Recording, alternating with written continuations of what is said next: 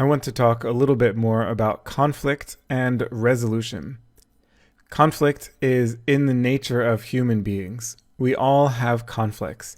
Conflicts at work, conflicts at home, conflicts between individuals, and conflicts between nations. Now, most conflicts are small, inconsequential, and short-lived. Some conflicts are major and lead to real suffering and war.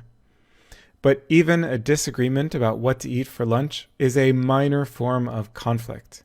Major conflicts, of course, can be tragic and should be avoided, but small conflicts are actually an important part of how we make progress in our lives, our work, and our relationships.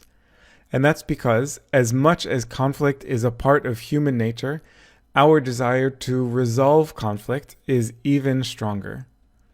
That is actually the entire idea behind scientific research. People disagree about whether the world works like this or like that. Philosophers may argue about it, but scientists will gather data, and the data hopefully will show that nature works one way or it works the other way. That's why we have data. It's a way to resolve conflict. The point is that conflict and its resolution are part and parcel of being human, and data is the modern way of resolving a conflict of ideas or a conflict of theories.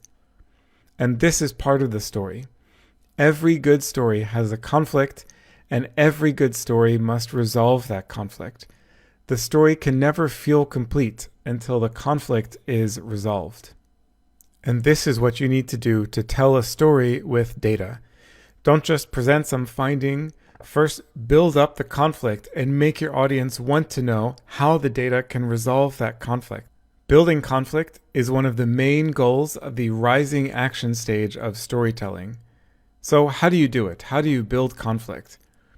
Conflict can arise when there are two or more opposing viewpoints, and conflict can also arise when there is only one viewpoint, but there is uncertainty about whether that viewpoint is correct. This often happens when there is conventional wisdom that is proven wrong, and what you can do is instill some sense of doubt or uncertainty in your audience. Maybe they have an intuition about something, but it might be wrong.